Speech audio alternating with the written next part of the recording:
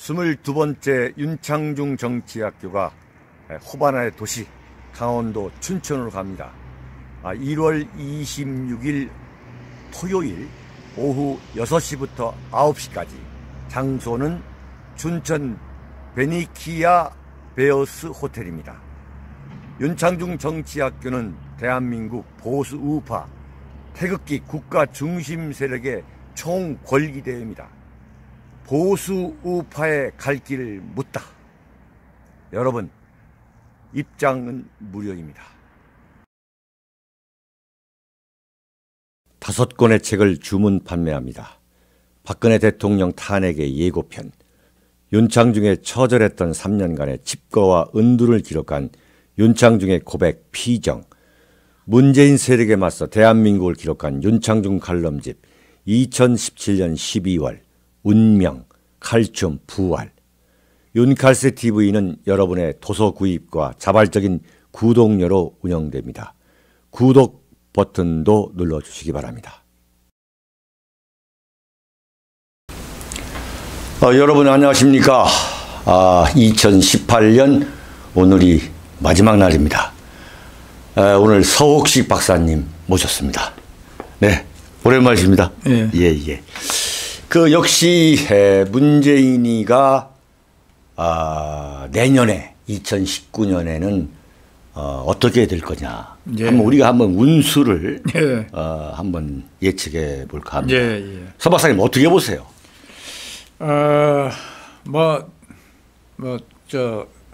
시체말로 이 운수를 논하는 이런 이 간상 전문가다.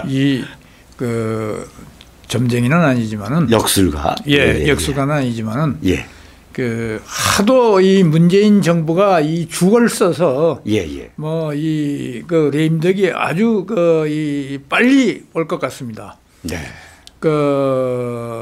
과거 정부들을 보면은 소위 87년 체제라 해가지고 지금 헌법이 그때 제정되지 않습니까? 전두환 대통령 때. 그렇죠. 그 이후 87년 체제 이후 노태우 대통령, 김영삼, 김대중, 노무현, 이명박, 심지어 박근혜까지 임기 5년 전체의 반환점이 되는 3년째에 레임덕이 다 찾아왔습니다.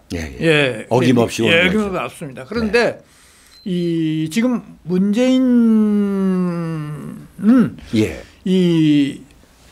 지난 1년, 2년 차에 완전히 이 헛세월을 보냈습니다. 아무것도 해놓은 것이 없습니다. 그렇죠. 경제적으로는 완전히 비참하고 참담하고 이 초라한 성적표 아닙니까? 이걸 했죠.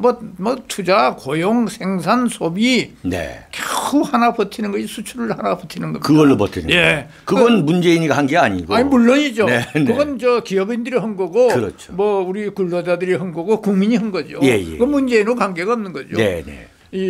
지금 그런 상황 하에서 지금 문재인의 레임덕을 점치는 정치인들이 많습니다. 제일 먼저 한 분이 손학규, 소위 이 박지원, 그 다음에 김무성, 다 정치 구단 아닙니까? 이분들이 전부 다 하태경, 이런까지. 하태경은 몇 단입니까? 구단은 아니겠죠. 9급. 9급 정도로 봐주겠습니다. 그런데 이런 분들이 다 레임덕을 지금 점치고 있습니다. 그리고 이 레임덕의 구체적인 증거로 여러 가지가 있는데 가령 지지율이 떨어진다거나 또는 내부 갈등이 생겨가지고 실정에 대한 폭로전이 있다거나 그다음에 대표적인 것이 민간인 사찰이다. 원래 청와대는 고위 공무원과 그다음에 공직자 그러니까 공공기관의 임직원 그다음에 대통령 친인척만 조사하거나 사찰하도록 되어 있는데 민간인 그렇죠. 기업인, 언론인, 교수, 학자, 종교인 다 지금 사찰한 걸로 지금 사실상 드러나고 있지 않습니까? 우리 윤창중 칼럼수상도 아마 사찰 대상이 될 줄 모릅니다. 뭐 당연히 했다고 봐요. 예. 우리 서 박사님도 이제 뭐 대상이 될 줄 모릅니다. 네. 특히 그 과거 보면은 언론사들은 그 뭐 언론사 사장이나 보도국장 편집장은 예의 없이 사찰 대상이었습니다. 예. 그런데 지금 그런 현상이 빚어지고 있습니다. 예. 그 내부 갈등이랄지, 예. 폭로전이랄지 이것이 레임덕의 이 징조라고 이렇게들 말을 하고 있습니다. 그러니까 지금 문재인이가 지금 레임덕으로 직행하는, 직행하고 있다는 것을 보여줄 수 있는 그 조건을 다 갖추고 있는 거죠. 예. 그러니까 20대 남성들이, 그러니까 문재인의 전통적인 지지층이라 봐야 되죠. 20대. 또 30대, 40대가 완전히 문재인의 대항 세력으로 돌변하고 있다. 이게 아주 치명적인 거죠. 두 번째는 이 문재인에 대해서 가장 이 대한민국의 그 국가 중심 세력이랄까요? 그 주류 세력. 주류 세력이 증오까지 하는 게 뭐냐면 대한민국 안보를 완전히 그냥 파탄내버린 거죠.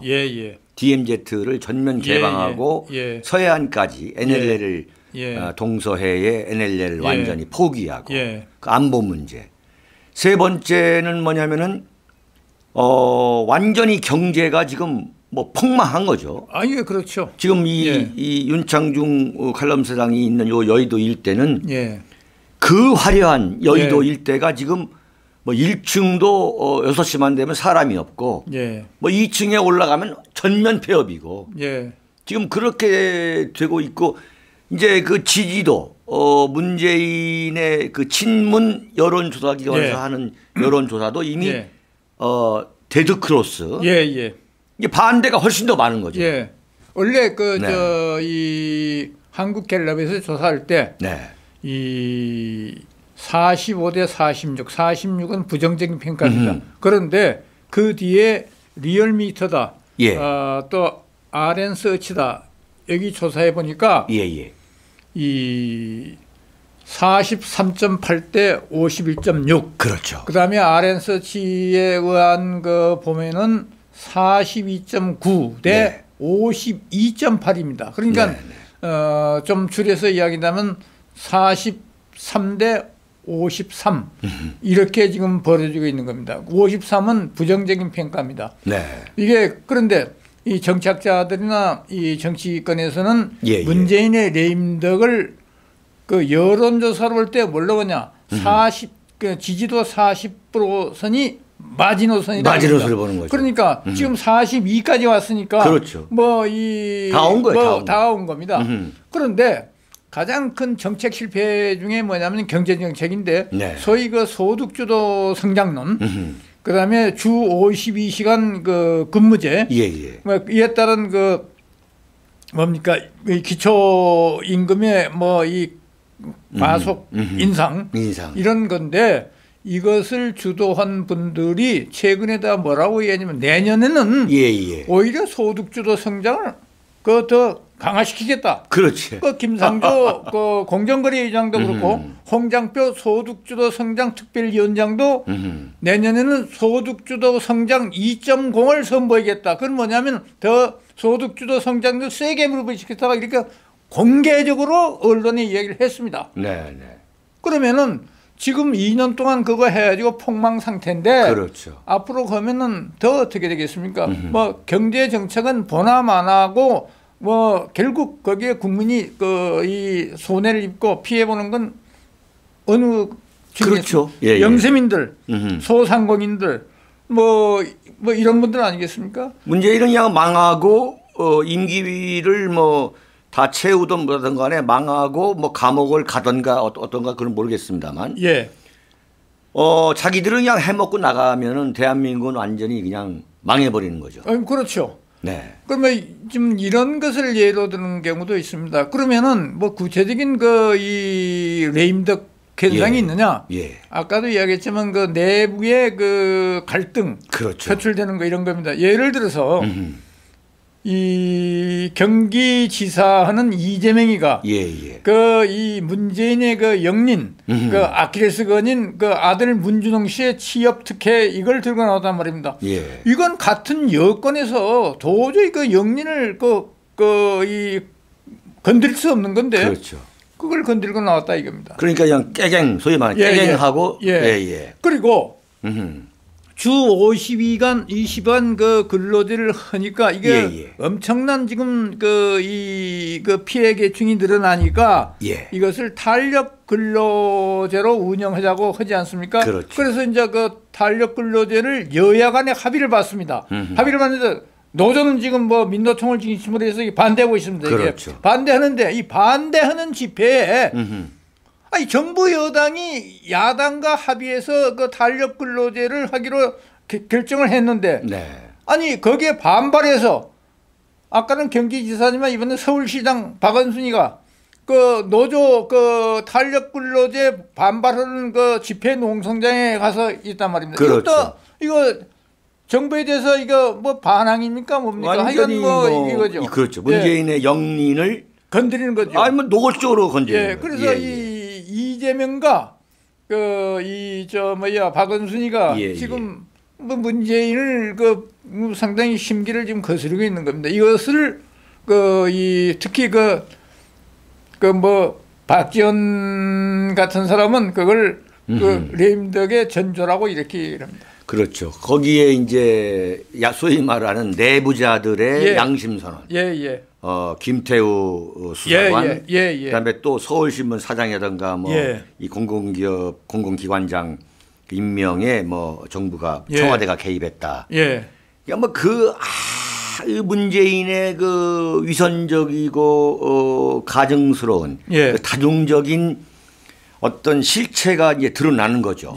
권력의 그 문재인의 그 민낯이.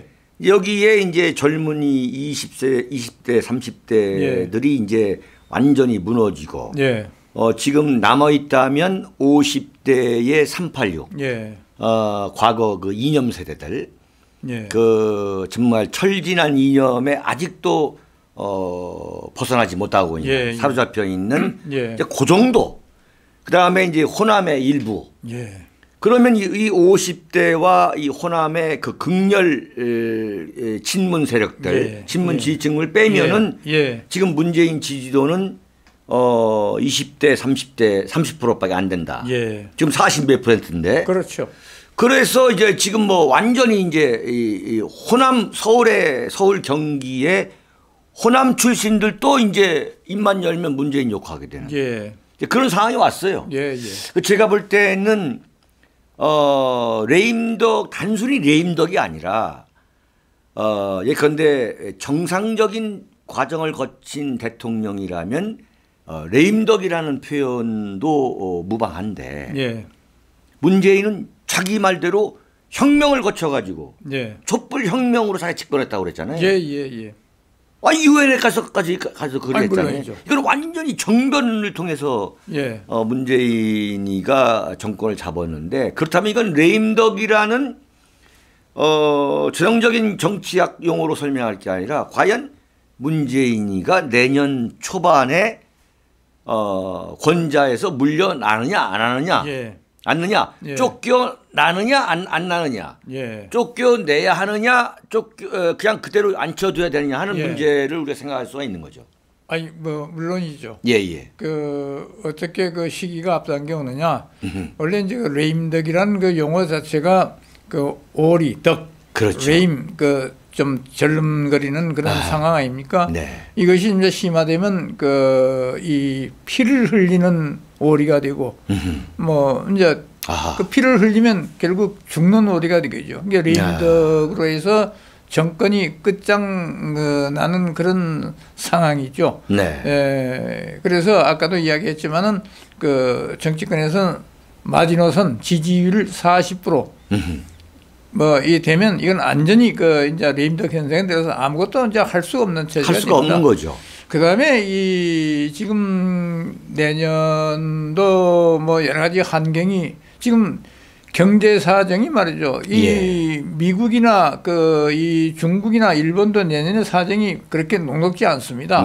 이런 상황에서 지금 중국과는 우리가 미중 무역 전쟁이다, 뭐 과거 뭐 사드 보복이다 이런 이 와중에서 우리가 샌드위치 신세가 돼 있고, 일본과는 문재인 정부 들어서 위안부 재단을 해산시켰지 않습니까? 해산시켜버리고 또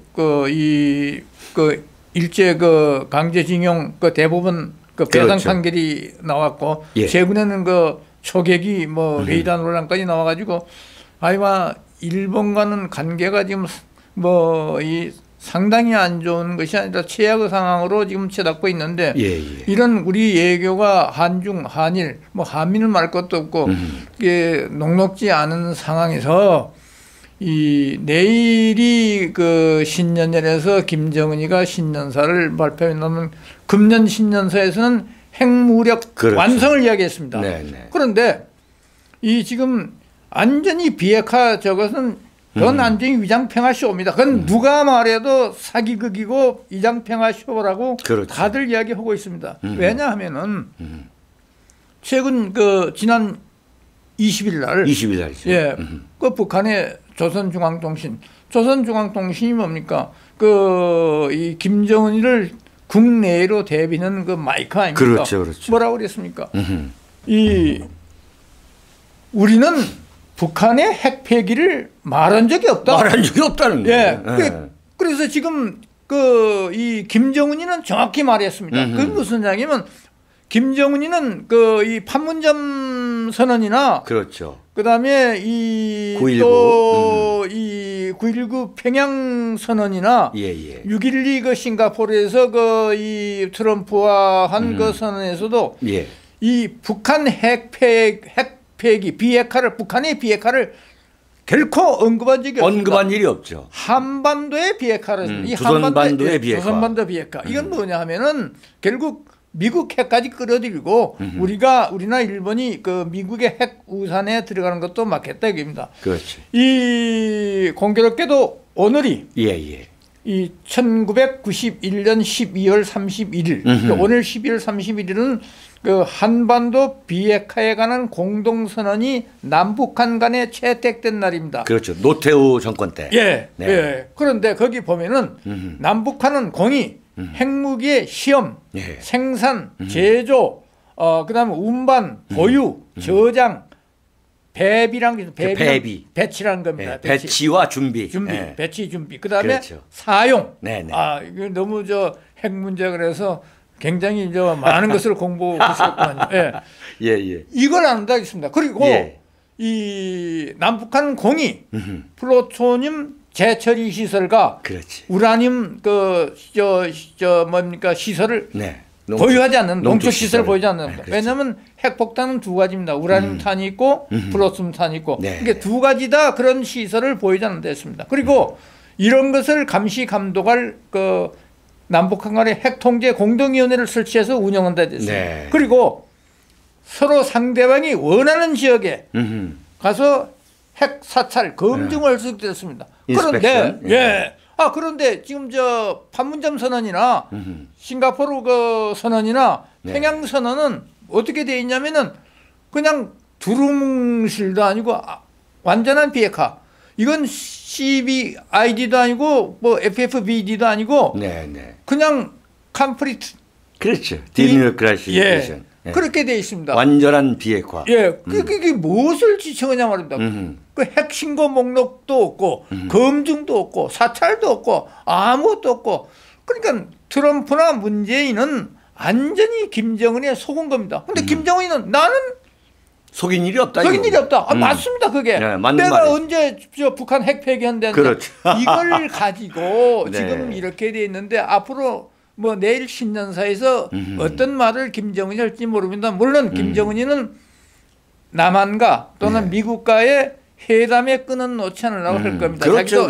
그러나 이걸 어떻게 하는데 당장 보십시오. 이 지금 문재인으로서는 2020년 총선이 있죠.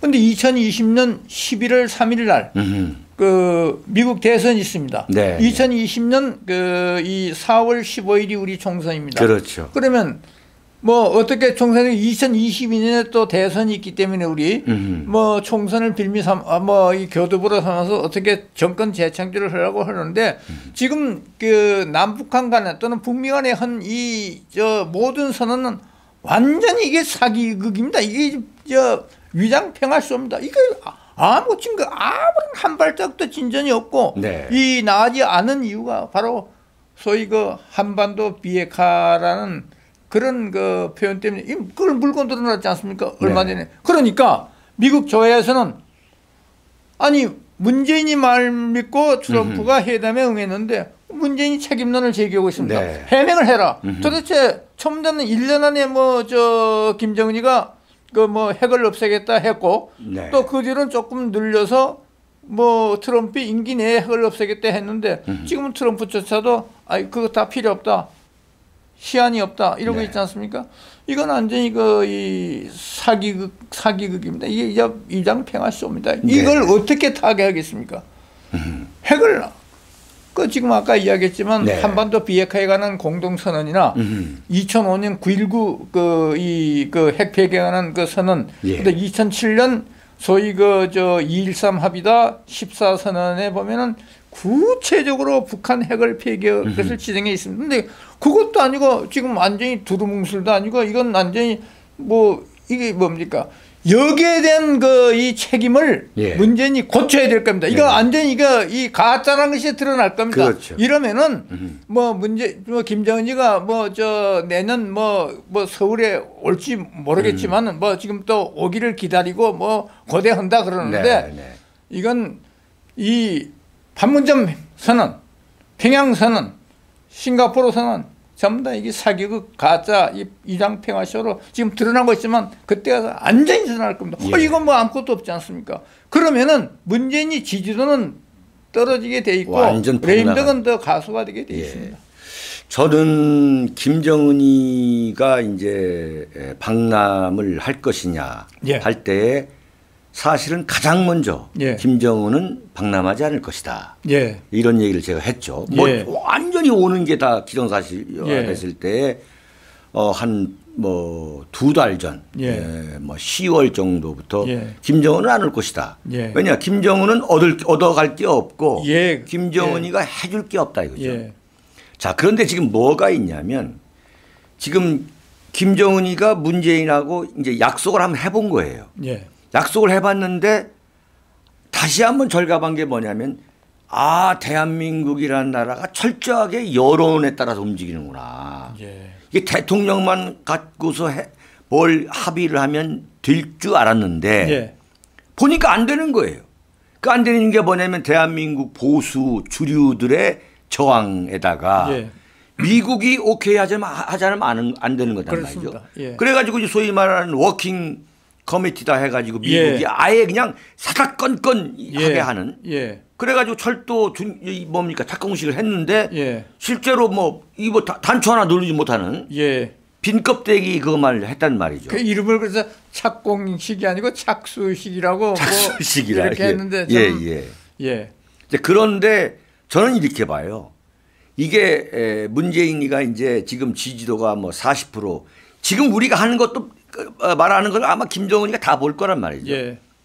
자, 이제 문재인이가 내년 1월 뭐 이렇게 되면은 지지도가 이제 40%도 안 되고 뭐 30% 20% 되는 게 보이면 김정은이가 대한민국에 올 이유가 없다 이거죠. 그렇죠. 그렇죠. 그러면 이제 완전히 문재인을 망해버린다. 그러니까 이제 국내에서도 저 완전 사기였다. 그리고 김정은이 지금 말씀하신 대로 그 조선반도의 비핵화 이거 완전 사기친 거 아니냐 해가지고 거기다가 소위 말하는 이제 경제가 완전히 폭망하고 무슨 뭐 김상조다 지금 물러난 장하성이다 뭐 이런 친구들이 한 이야기 이거 뭐 대한민국 경제가 완전히 망했다. 그러면 어디서 동력을 찾냐 이거죠. 회복 못합니다. 지난 11월 그 통계청이 발표한 거 보면은 그 경제를 알려는 뭐 동향 지수가 있고 선행 지수가 있습니다. 그렇죠. 이것도 그냥 뭐 IMF 연이기 이전 그 상황보다 더 못하거나 같은 상태로 더 좋고 소비 그렇죠. 생산 그렇죠. 투자, 고용, 실업률 말이죠. 전부 다 악화되고 아까도 얘기했지만은 뭐 수출 하나 좀 늘은 것 가지고 버티고 있는데 뭐 수출이야 뭐 저 문재인이 공로입니까? 예? 우리 저 기업과 국민의 공로죠. 지금 그래서 이 정부가 하는 사사건건 하는 일 이게 뭡니까? 이게 모든 시장에 권력이 개입해 가지고 이 난도를 하니까 이 경제가 안 되는 겁니다. 그러니까 이게는 책임을 져야 돼요. 그러면 책임을 져야죠. 이 책임을 이제 묻게 되는 건데 그렇게 가다 보면 문재인은 내년 상반기 중에 상반기에 그야말로 이 진퇴 자신의 진퇴가 최악의 위중한 위기에 빠진다. 문재인이가 지금까지 1년 이제 7개월 되는 거죠. 1년 7개월 동안 문재인이가 이 국정 운영에 골격으로 삼은 게 대충 세 가지죠. 이 적폐청산 장사, 그 다음에 김정은 장사, 세 번째는 우리 모두 다 함께 잘 살 수 있다는 사회주의 경제 장사. 그래 이게 세 개가 다 망하고 있는 거죠. 아니, 다 망했죠. 다 망한 거죠. 다 망했죠. 그 뭐 이 적폐청산도 지금 피로가 누적돼 가지고 이게 정치 보복 아닙니까? 이게 뭐 지금 그래서 지금 저 뭡니까 이 적폐청산 뭐 이 관련해서 지금 청와대 그 뭐 저 특별감찰반 그 원원이 지금 다 지금 올리고 어제는 민간 그 회사인 KT&G 이게 큰 그 기업인데 여기 사장도 청와대가 그 개입했다고 지금 뭐 사실로 그 보도가 되고 있지 않습니까? 그러니까 사실이죠.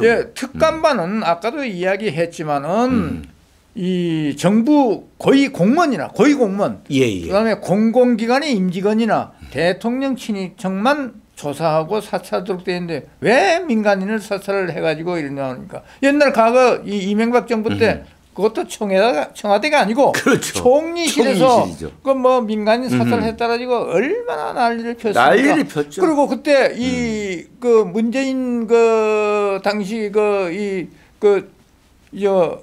그때는 뭐 후보 시절이 아니고 뭐 이 그 당에 관여하고 있었는데 그때 뭐라 그랬습니까? 탄핵을 생각해볼 이명박이를 탄핵해야 된다는 그런 주장을 했잖아요. 그러면 그 주장대로라면 지금은 탄핵감이 넘치고 넘칩니다. 넘치고 넘치는 거죠. 자유한국당은 도대체 뭐 하고 있는 정당인지 모르겠습니다만. 좀 불분명하고 좀 희미합니다. 보면은. 그러니까 완벽한 지금 문재인이가 이 그 소위 말 3대 장사를 할 때에 이렇게 가면은 제2의 김영삼이 될 가능성이 100%다. 그래서 역대 대통령 중에 박근혜 대통령보다 더 불행한 대통령이 될 것이다. 그게 저는 이제 제 소신이고 견해였습니다만. 자, 이런 결과가 오게 된 게 저는 대한민국 언론의 책임이 저는 굉장히 크다고 봐요. 뭐 책임 극렬 공범입니다. 공범이죠. 그 뭐 저 북한 비핵화에 관해서도 그 우리 언론이 공범입니다. 제대로 보도를 했어야죠. 오늘도 신문 보면은 김정은이가 그 문재인한테 친서를 보냈는데 물론 김정은은 내일 뭐 신년사를 발표하게 돼 있습니다만은 그 오늘 그 신문들 그 방송들 보도를 보면은 그냥 비핵화로만 언급되어 있습니다. 한반도 조선반도 비핵화를 이야기한 건데 지금 이런 식으로 마치 이게 북한의 핵폐기인 것처럼 우리 언론이 이 나팔수 언론들이 그 친문 문비어천가 부르는 언론들이 그렇게 항상 보도를 하고 있습니다. 그런 거죠. 참 안타까운. 이제 이 문재인이가 이 대한민국 언론을 모조리 장악하고 있는데 그걸 이제 좀 구조적으로 제가 설명을 좀 해보다 보면은 지금 청와대 출입 기자는 뭐냐면 이 박근혜 대통령을 무너뜨리고 그 탄핵을 하고 헌재 파면 결정 구속 이 소위 말한 촛불혁명 과정에서 1등 공신들 A급 부역자들. 그러니까 예. 대한민국 언론이 이 민주노총 산하의 전국 그 언론인 노조. 이 전국 언론인 노조, 민주노총에 소속된 언론 노조가 바로 이 각사에 다 있는데 그게 154개 아닙니까? 그러니까 KBS, MBC, SBS뿐만 아니라 모든 언론이 사실은 다 이제 하고 있는데 이 민주노총과 이 언론 노조가 똘똘 뭉쳐가지고 무너뜨린 것이 박근혜 탄핵이고 정권을 잡은 게 문재인 정권이죠. 그런데 그 언론사에서 A급, A급들이 뭐냐면 지금 청와대 출입기자를 하고 있는 거예요. 물론이죠. 완전히 이건 문재인을 이 소위 말하는 이 문비어천가를 불러대는 이 어용 딴따라들, 이 유랑극단, 뭐 완전히 뭐 문재인이 어디 간다 그러면 뭐 그냥 쭉 따라가는 말이죠. 완전히 이건 그야말로 이 나팔수 딴따라들, 그 유랑극단화가 됐다 이거죠. 이 권력을 문재인을 철저하게 이 감시해야 될 이 감시견, 워치독이 아니라 제가 볼 때는 문재인을 지켜주고 있는 사냥개라. 지금 그 북한 비핵화와 관련해서 언론이 큰 책임이 좀 공범입니다. 왜 그 이야기를 하냐면은 아주 정확한 표현이죠. 그 4월 27일, 금년 4월 27일 그 판문점 그 회담이 있었지 않습니까? 판문점 선언이 나오고 그런데 그로부터 8일 전 그 4월 이 19일입니다. 19일 날 문재인이가 청와대로 48개 언론사를 전부 다 사장들을 이거 집합시켜 가지고 오찬을 벌입니다. 거기서 뭐라고 했냐 하면은 거기서 뭐라 했냐면은 이 미국이 북한은 그 미국이 적대 행위만 중지해 주면은 뭐 이 주한미군 철수다 이런 건 일체 거론 안 하겠다 이렇게 했고 그러면서 이 비핵화에 관한 한 남북 미 간의 이견이 없다. 이건 완전히 사태 파악을 제대로 못하고 이거 대통령으로서 해서는 안 될 그런 이야기들입니다. 자, 그런데 못한 게 아니죠. 4월 20일 날 앞잡이니까. 4월 20일 날 이 조선노동당 그 중앙위원회 거기 회의가 열립니다. 거기서 김정은이가 어떻게 하냐면은 그에 앞서서 물론 금년 1월 1일 신년사에서 금년을 핵 무력 완성해 해라고 선언을 합니다. 실제로 6차까지 시험했으면 핵무력은 완성된 겁니다.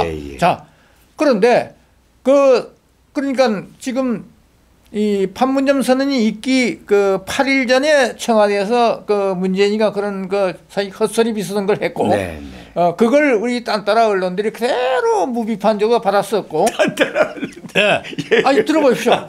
그리고 하루 전날 문재인이가 4월 19일 날 48개 언론사 사장들한테 한 말 그게 적대행위라는 건 말입니다. 북한이 그 적대행위라는 건 주한미군 철수를 이야기합니다. 주한미군이 적대행위죠. 적대행위 핵심이 뭡니까? 그걸 이야기한 겁니다. 그런데 적대행위를 하지 말라고 요청했는데 거기에는 그 주한미군 철수 이런 것이 포함되지 않는다. 그런 말을 한 분이 대통령입니다. 새빨간 거짓말이에요. 날조리. 그러면 거기 48개 언론사 사람들은 뭡니까? 이걸 뭐 좀 확인 취재를 해가지고 해야 되는데 그냥 뭐 헛말만 그냥 전하고 말았습니다. 그런데 하루 뒷날 4월 20일 그 조선중앙당 전원회의에서 뭐냐면 김정은이가 핵무력 완성에 아주 혁혁한 공을 세운 과학기술자 과학자, 기술자, 당 관료들을 굉장히 짙게 세웠습니다. 이건 뭐냐면은 문재인이가 하루 전날 한 걸 뒤집어 버린 겁니다. 그러니까 근데 그로부터 27일 날 조선반도 비핵화? 그러니까 김정은이의 말은 일맥상통으로 쭉 이어옵니다. 가장 또 문제가 되는 게 지금 북한에서 김일성이다, 김정일이다, 김정은이의 그 말, 그걸 네. 교시 말씀이라 그러는데 그거 다음으로 높은 규범이 노동당 규약입니다. 그다음에 높은 규범이 조선민주주의 공화국 헌법이고요. 네. 그러니까 노동당 헌법이나 노동당 규약이나 그다음 북한 헌법에 분명히 북한은 핵무장국이다, 핵보유국이다 들어가 있습니다. 명시가 되어 있지. 명시 두 군데다 명시가 되어 있습니다. 그 하나는 핵 규약에는 그 핵과 경제를 병진하는 그 노선을 천명해 있고, 그다음에 헌법에는 핵 보유국임을 공식적으로 천명하고 있습니다. 자, 이런 상황에서 과거에 그 아까도 이야기했지만 1991년 당시 그 비핵화 선언 거기는 그때는 북한이 핵을 만들지 않고 있을 때입니다. 그렇죠. 지금은 핵을 만들어 가지고 6차까지 시험 성공을 했는데 핵을 그냥 내놓으란다고 내놓겠습니까? 그런데 거기에 1등 그런 보도에 있어서 그런 것을 1등 그렇죠. 오보를 하거나 보도 허재는 죄가 언론에 있다입니다. 이 언론이 그러니까 문재인과 공범입니다. 완전히 공범. 그렇죠. 그렇게 해서 이제 그런 지금 말씀하신 김정은의 속임수에 대해서 이걸 분석적으로 또 비판적으로 또 문재인의 그런 거짓 행보에 대해서 비판적으로 언론이 가하지 않고 비판을 하지 않고 완전히 공범이 된데도 불구하고 문재인의 지지도가 떨어지고 있는 건 뭐냐 이거죠. 그러니까 이제 그게 하나 둘씩 이제 그 사실관계가 나타나는 거죠. 지금 이제 아까도 그 윤 대표께서 이야기를 하셨지만은 우리 언론은 그 몇 개 그 언론사 빼고는 거의 한 4% 5% 이상이 민노총 산하에 언론노조에 있습니다. 그게 민노총에 장악되어 있습니다. 우리 언론이. 그 민노총을 북한에서 뭐라고 하시는지 아십니까? 이렇게 규정합니다. 그 북한의 그 대남 통일기구인 반제민전이 있습니다. 제국지 민족민주전선에 거기서 하는 조직이 소위 그 구국전선이라는 게 있습니다. 뭐 옛날 사회주의다 공산주의에서 그 하는 그 구국전선, The National Salvation Front, 그 NSF라고 있습니다.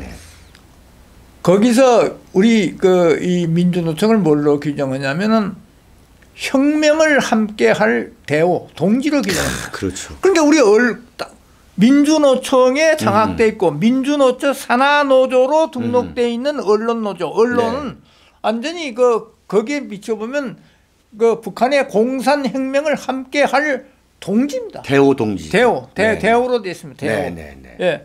이런 상황에서 그러니까 북한이 그렇게 그 규정하는데 우리 그 언론노조, 그러니까 민주노총 산하에 있는 언론노조, 민주노총의 장악하에 있는 언론노조 이 강령을 보면은 언론노조는 정치 세력화를 목적한다 이렇게 돼 있고, 그다음 규정 규약에 보면은 이 정치 세력화를 뒷받침하기 위해서 이 언론노조에 정치위원회를 둔다고 규정돼 있습니다. 이건 강령과 규약 기행이 되어 있습니다. 그리고 거기에 따라서 2012년 당시 박근혜 후보고 문재인 후보가 대통령 후보로서 나섰을 때, 그때 그 통합진보당이 이정희라는 그 여성이 이끄는 건데 그 이정희하고 언론노조가 정치 협약을 체결합니다.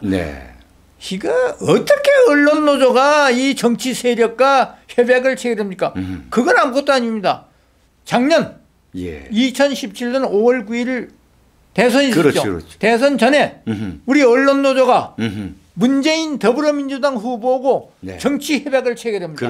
그리고 당시 정의당 심상정 이 대표하고도 언론노조가 정치 협약을 체결합니다. 아니, 그러니까 기자가 이거 정치꾼 아닙니까? 이거 정치꾼이죠, 뭡니까 이게?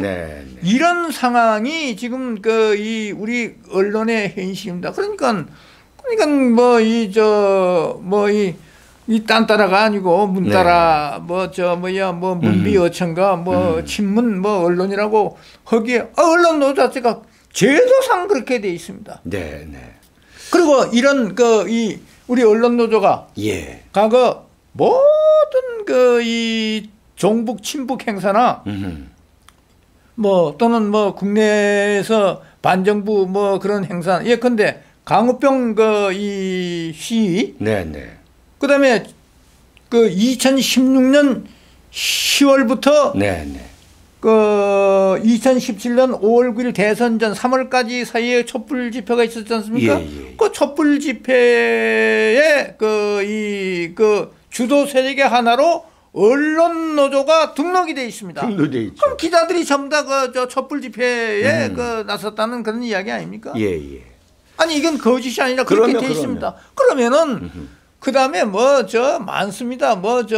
미선 효선이 촛불 집회랄지 제주 강정마을 촛불 집회랄지 또는 용산 참사 촛불 집회랄지 전부 다 언론 노조가 민노총 산하로 그렇죠. 주동 세력의 하나로 들어가 있습니다. 그러니까 주동 세력의 나팔수가 역할을 하는 거죠. 하나 홍보 부대를 하는 거죠. 홍보 부대도 주동 세력의 하나로 왜냐면 민노총 그렇죠. 산하니까 그렇죠. 들어가 있는 겁니다. 보도도 그렇게 할 뿐더러 그렇게 들어가서 직접 촛불을 들고 활동을 하는 게 언론 노조입니다. 네, 많은 국민들이 이거 알아야 됩니다. 아셔야 되고 또 언론이 대우각성해가지고 우리를 잘 보도해 줄 것이다 이렇게 좀 착각을 하는데 저는 그건 실현될 수 없는 꿈이라고 보는 거예요. 뭐냐면 바로 지금 말씀하신 것처럼 언론은 완전히 그렇게 좌파로 지금 구성이 돼 있다 이거죠. 주도권이 완전히 좌파에 되고 있는데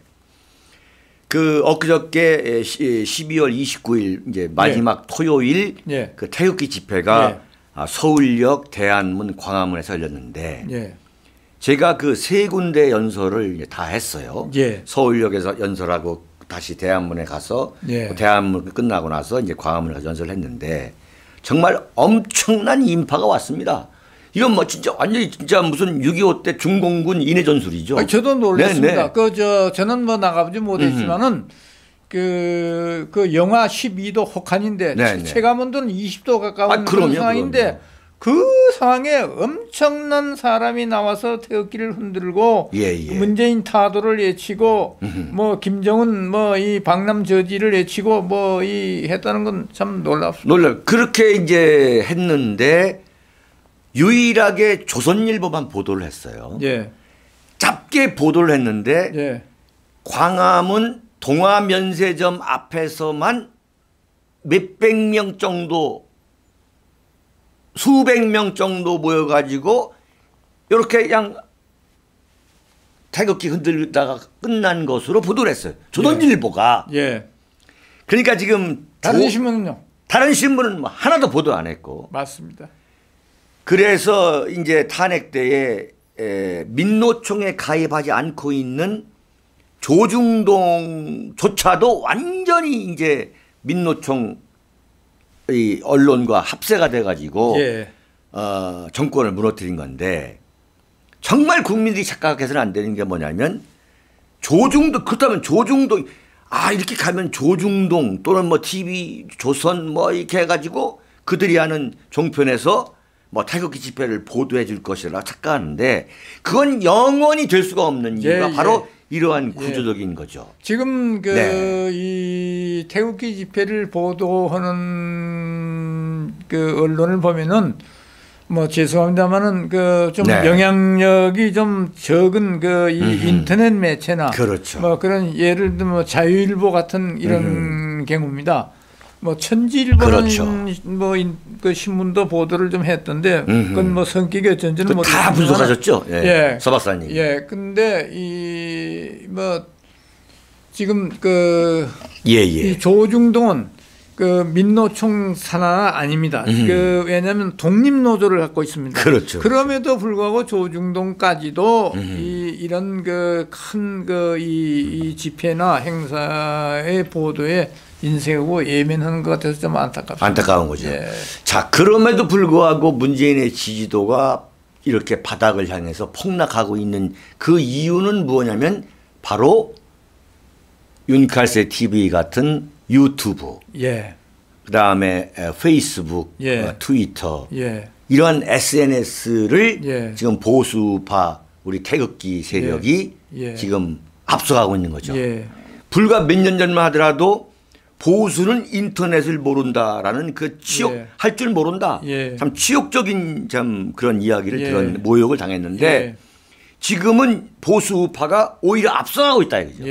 그래가지고 기성 언론을 지금 제압하고 있는데 제가 이제 한 해를 마무리하는 오늘 참 마지막 방송이 되겠습니다만 여기에서 만족해서는 안 되겠다.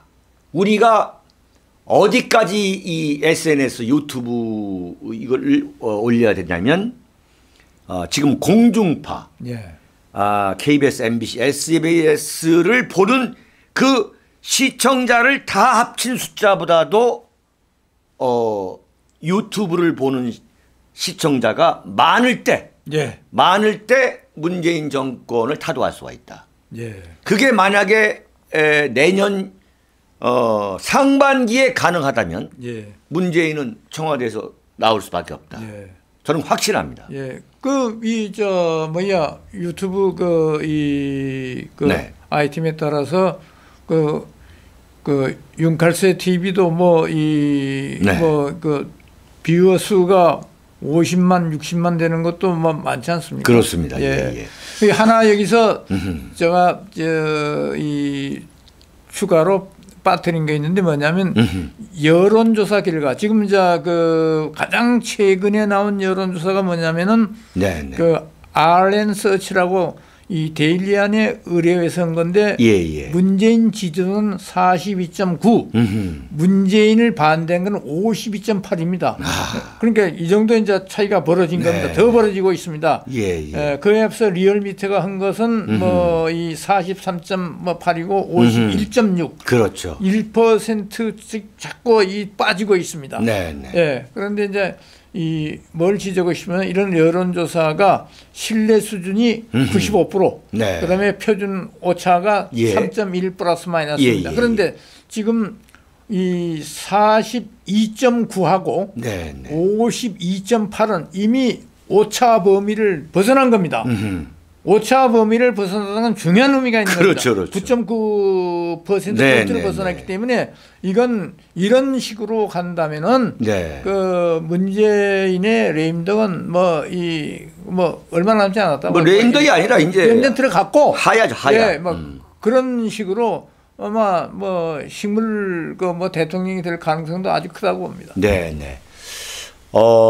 윤칼세 TV가 이제 올해는 이게 마지막 방송이 될 것 같고 또 새해에는 더욱 국민 여러분에게 진실을 이야기해 주는 그리고 무엇보다도 모든 이 오락성과 흥행성을 벗어버리고 정말 격조 있는 믿을 만한 신뢰할 수 있는 대한민국에서 가장 신뢰할 수 있는 정통 칼럼 방송으로 좀 자리를 더 굳히도록 하겠습니다. 여러분 올 한 해 오늘 남은 몇 시간 잘 마무리하시고요. 또 새해에 여러분 모두 큰 복 받으시고 또 윤칼세와 함께 호흡하는 한 해가 되었으면 합니다. 여러분 2019년에 뵙겠습니다. 감사합니다. 감사합니다. 수고하셨습니다. 악수 한번 하시죠. 수고했습니다. 감사합니다.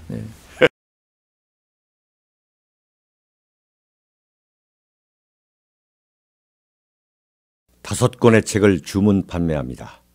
박근혜 대통령 탄핵의 예고편, 윤창중의 처절했던 3년간의 칩거와 은두를 기록한 윤창중의 고백 피정, 문재인 세력에 맞서 대한민국을 기록한 윤창중 칼럼집 2017년 12월 운명, 칼춤, 부활. 윤칼세 TV는 여러분의 도서 구입과 자발적인 구독료로 운영됩니다. 구독 버튼도 눌러주시기 바랍니다.